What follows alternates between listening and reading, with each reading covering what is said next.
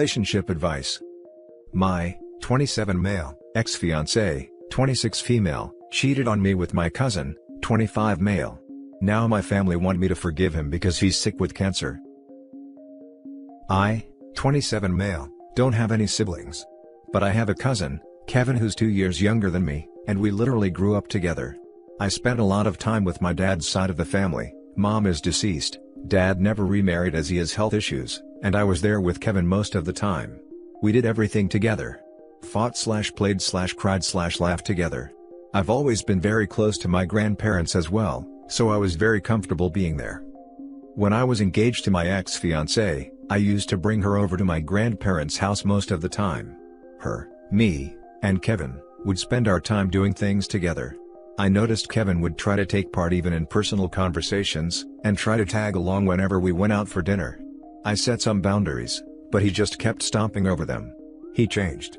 He'd try to pick fights with me, and claims I'm forgetting about him and prioritizing my ex over him. I didn't know how to deal with this, so I kept my distance. In about 2 months, I found from my aunt about Kevin constantly meeting up with my ex, and she told me she was worried something was going on between Kevin and my ex-fiancé. And she was right. Turned out, my ex and Kevin got together, and I was being kept in the dark while I was planning our wedding and handing out invitations. I felt like an absolute idiot. I couldn't handle my anger. I stopped everything and cut contact with Kevin and the family, except Dad because he needed me. It's been over a year now. I heard that Kevin was in and out of the hospital, but I didn't know why. Until my aunt reached out to me telling me that Kevin has liver cancer and wasn't handling it well. I drove my dad to visit him once and saw my ex, who's now his girlfriend, there, and I left right away. I kept my distance, and recently, I started getting calls from family members asking, "Did you hear about Kevin?" and telling me the same story. My grandmother called me, wanting to arrange for a family dinner on Christmas, and because Kevin got out of the hospital, wanting me to come, hoping I solved my issues with him, seeing that I may not be able to do it later. But I refused. She told me I needed to have some empathy and let go of the past, because what happened to him was enough for me to let it go. They started pressuring me from all sides. I told my grandparent that I won't sit with my ex-fiancé and the person who wronged me at the same table, and pretend to be happy family. They replied that I was resentful. That he's my cousin no matter what happens. It's the same people who allowed my ex into their house after what she did and sided with Kevin, and said they only allowed my ex into the house for Kevin's sake. Now they demand I get right with him, because he clearly deserved more sympathy than I do. I'm deeply hurt and I can't imagine sitting at the same table with the people who hurt me the most. What should I do at this point? I think everyone is being unfair and refusing or just ignoring what Kevin did to me. Now for the top advice. I'm sorry, but if you shoot yourself in the foot, doesn't matter if you get cancer, you still have a shot foot. Your cousin chose to screw your fiancé, and the repercussion of that is, he doesn't have a relationship with you, cancer or not. I feel like if you are able to justify it to yourself and be able to live with your own choices, like you not being around your skank cousin and ex-fiancé, then stand your ground. I'd do the same thing. And frankly, I'd go low contact with the rest of the family that thinks it's cool to minimize my own trauma because he's family. Oh? He's family? Family doesn't screw your fiancé. When OP's family tells him he's resentful, just say, "Heck yeah, I'm resentful, because why shouldn't he be after all that's happened?" I'm not for this whole, "they are dying, please forgive them" stuff. Forgiveness comes from remorse, reconciliation and working together to get to that point. It doesn't come from, "Oh, I'm dying, you have to forgive me now." So no, there can be no forgiveness for him destroying your life. He'll be gone soon and then your problem will be over. Exactly. Dying doesn't erase all the horrible things someone has done, it just ensures they won't hurt anyone else in the future. Stand your ground. Your hurt is real and valid, and you're allowed to feel it and set boundaries around it. His cancer wasn't some karma for betraying and hurting you. It has nothing to do with his, or your ex's despicable behavior and treatment towards you. It is not an apology to you, and of course does not change your feelings about what happened. You are absolutely not obligated to forgive him just because he has an illness. Your family is absolutely being unfair in dismissing your own feelings. The fact that they all clearly chose Kevin over OP before the cancer, would be enough for me to be done with all of them. None of them is taking OP's side when his cousin betrays him and destroys his engagement, shows where their priorities lie. Now for the top comments. pregnant and my husband cheated with our sister-in-law. I can't even believe I'm writing this. If you'd have asked me if I thought this would ever be me, I bet my life on it that I'd never be going through this. My husband and I have been together 10 years, married for 3. I had 100% trust in him, and I was more than confident he'd never be one of those guys who'd cheat.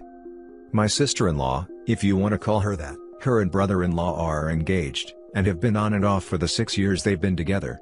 And my husband began being close, after he started working with her delivering. My mother-in-law also worked there. They'd all often go out bowling, or out to eat after work with other co-workers. I also had a close relationship with her. I loved her like a sister. Some other family and friends could never stand her, but I really try to see the good in everyone, and try to not have problems with anyone. The closeness of my husband and sister-in-law's relationship started bothering me in August. I was assured it was nothing inappropriate. I'm not proud of this, but I turned his location on his Snapchat at this point. I just had that gut feeling. I started monitoring it, but he'd always be exactly where he was supposed to be, so I dropped it. In early September, my husband got a new job and I felt much better. Late September, sister-in-law and brother-in-law broke up yet again. But my husband kept hanging out with her with my mother-in-law and other co-workers from his old job. It bothered me, but I tried not to be the psycho-crazy controlling wife. Also, in early September, we found out we were pregnant with our second child. We already have a 5-year-old together. He never wanted a second, but it happened. I was terrified to tell him. I started crying, saying he was going to hate me and want to leave. To my surprise, he hugged me and acted happy. Last week of October, he turned off his Snapchat location and I started panicking. I should have brought it up, but I didn't. If I did, none of this might have happened. But I know I can't blame myself. November 2nd, I got a text from him saying he was going bowling after work with the old co-workers, and that he felt we needed a break because he wasn't happy. I was taken completely by surprise. I didn't know where this was coming from. When he got home, we talked for 5 hours and he admitted shortly after finding out I was pregnant he began panicking. He really did not want a second child. He also said he feels like his friends don't like him, that he's tired of this pandemic, he feels inadequate at work, and feels like he isn't knowledgeable enough, that he fears he'll never be successful enough, etc. He said he has been feeling depressed and self-harming for the past couple months, and that he had been confiding in sister-in-law about everything. I asked if anything was going on, and he said no. I said, I swear to God, if anything happens with her, you will regret it and hate yourself. It might feel good and exciting and new in the moment, but you will regret it for the rest of your life. Not to mention your whole family would hate you too. He said he knows. By the end of the night, he told me he felt much better, that he remembered why he fell in love with me, and that he had no idea why he waited so long to talk to me about his feelings. The next month was great. He didn't ever go out with 2 ex-co-workers anymore, he was being gentler with my feelings, things were good. Out of nowhere Tuesday morning, I get a call from him shortly after he gets to work. I need to tell you something. I cheated. I'm coming home now. I hung up, he kept calling back, I started having a panic attack. I asked with who, he said, I think you know. I've asked every detail I could think of. It wasn't an emotional thing, he didn't have feelings. He doesn't know why he did it. He was in a dark place. She started flirting through Snapchat the last couple days of October, he reciprocated. Things got physical, she started sending him nudes. He went to a Halloween party, I worked overnight and our son stayed with my parents. She called him and said to leave the party and come over, that she was home alone. He drove there and they did it. He wore a protection, there was no foreplay and lights were completely off. He tried to leave before anything started multiple times, but she kept saying no, stay. He said he hated himself before, during, and after, so, I don't understand why he went through it. When he told me he wanted a break on November 2nd, 2 days after it happened, was because of the guilt. But he still was too scared to come clean. They both stopped talking after that. All this week, I've been getting 4 hours of sleep every night, I've lost 8 pounds, I randomly have panic attacks throughout the day. Of course, my husband is saying all the right things. That he doesn't know why it took so long to realize what he has. That he wants to be a good dad and husband. He's excited for our baby. That he took what he had for granted for so long. He hates himself, he'll never forgive himself. That I did absolutely nothing wrong and I've never been short of amazing. That he hates her. He feels like she took advantage of him when she knew he was weak and vulnerable. That he knows he doesn't deserve me, that he had the perfect wife in life and threw it away for nothing. I was betrayed by who I truly believed deep down in my core was my soulmate/love of my life. I was betrayed by sister-in-law who I thought was one of my closest friends. I also now feel betrayed by mother-in-law because she is still best friends with sister-in-law. She went out to get nails done with her the day after me and her found out everything. Never even asked me how I was. It's embarrassing, but I can't stop sleeping with him. I always imagined if this would happen to me, I'd be burning his clothes and hammering his PS4. I used to think the women who stayed were crazy. I want to stay, but I don't think I can. I keep playing the movies in my head and I don't think they'll ever leave. I don't believe it would ever happen again, but I also believed it could never ever happen the first time either. I feel embarrassed. Stupid. Gullible. Now for the top comments. Take your child and yourself to your parents' house and tell them. They'll probably say a few things that might be hurtful, but regardless of that, they are your parents. You need to sleep, eat and have someone else make sure you're doing both of those things and that your 5-year-old is safe and happy. It can be a pre-Christmas mini-stay if your little one asks why. Whatever you think and feel is perfectly normal, but I would distance yourself from him and his family for a while, so that you can concentrate on yourself. Hugs to you. Tell the brother-in-law. She told him already. You believe her? Talk to him anyway. He might have insight into the situation from another angle. I have talked to him. He's back together with her. Classy family you married into. I'm not excited for this baby anymore.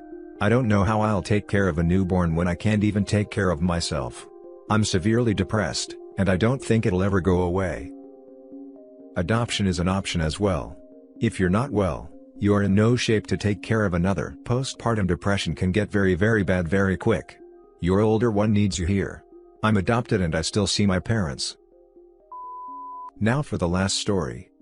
My 40 female, ex-husband, 40 male, and best friend, 42 female, of over 20 years, have come out with news of their relationship not a year since our divorce.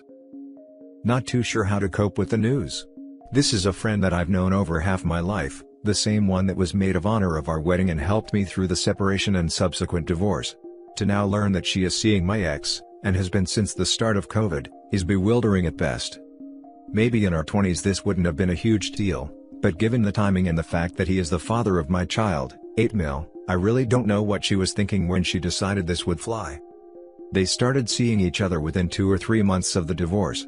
The number of times that she had asked how I was doing and encouraged me to start dating again. I can't help but wonder if she had ulterior motives every step of the way.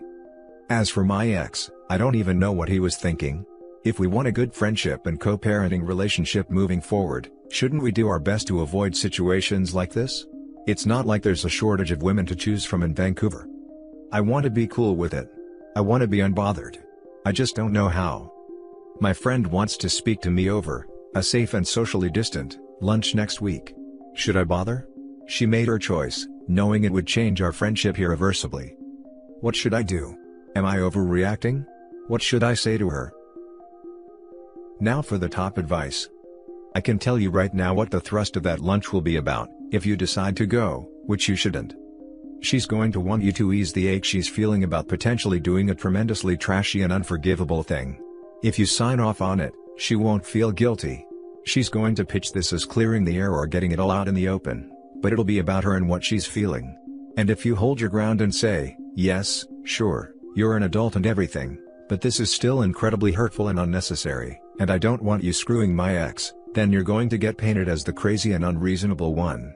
The story is going to come out that you can't move on, that you were mean and rude, and that no one understands why you changed so much.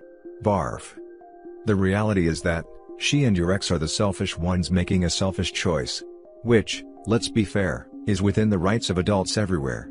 If you want something badly enough, maybe you are willing to be the bad guy and do the selfish thing, and that's a thing you can do.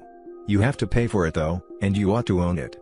Most people won't, but you ought to be able to say, this makes me the bad guy and I did it anyway, sorry/not sorry, and live with the consequences. I'd turn down the lunch, because honestly, what could she possibly have to say that you're interested in?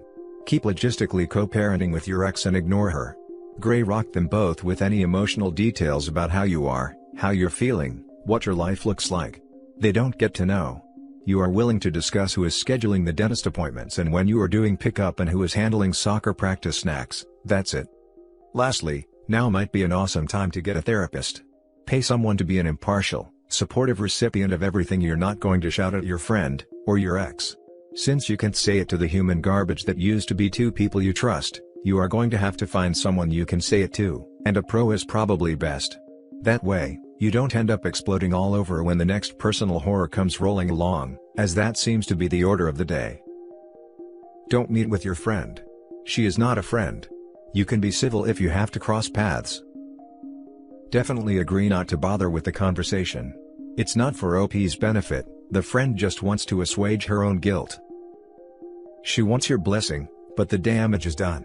What she's looking is the okay or the no and how dare you reaction, to paint you as the evil ex-wife who doesn't want them to be happy. Keep it civil with ex for the kids, but keep that best friend out of your life. And that's it for this video guys. If you have thoughts to share, leave a comment below. Don't forget to hit like and subscribe if you like this content. I'll catch you in the next one. Good day everyone.